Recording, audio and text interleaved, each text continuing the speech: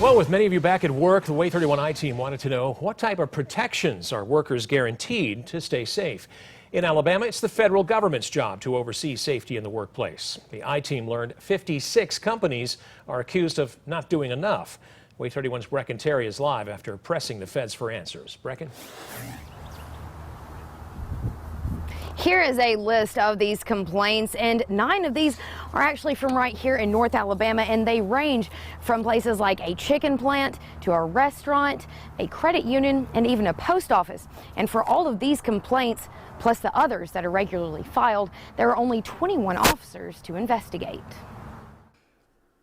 I obtained these documents from the Occupation Safety and Health Administration, more commonly known as OSHA. There's a long list of complaints including a lack of protective gear, sanitizing, social distancing, and employees testing positive for coronavirus, with nothing being done by the employer.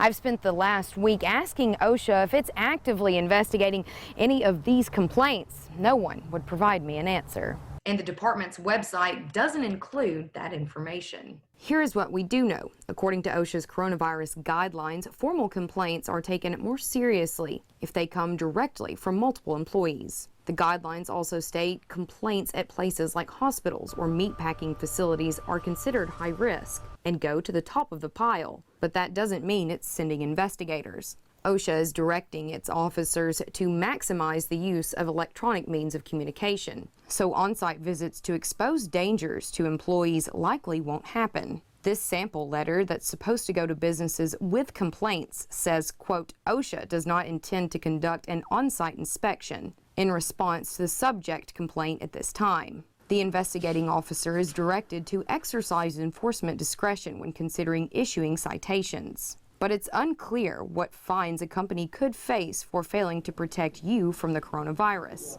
But lawmakers in Montgomery did talk about adding protection to make it harder for employees or customers to sue a business if it doesn't do a good enough job.